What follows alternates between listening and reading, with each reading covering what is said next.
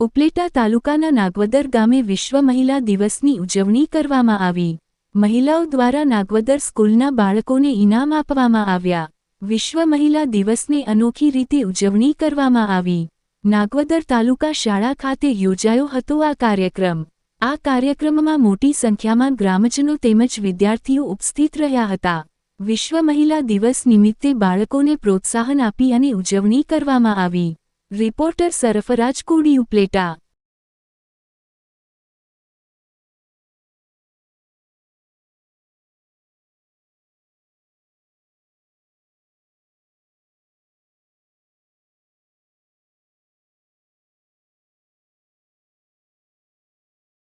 આજે અમાरे नागवदर गामनी ज दीकरीओ द्वारा विश्व महिला दिवस निमित्ते शाळाना बाळकोने लगभग 30 થી 40 હજાર રૂપિયાના ઇનામ આપી અને નવાજવામાં આવ્યા છે અને 40 થી 50 બહેનોએ હાજરી આપી અને પોતાના માતૃવતનનું ઋણ અદા કર્યું છે।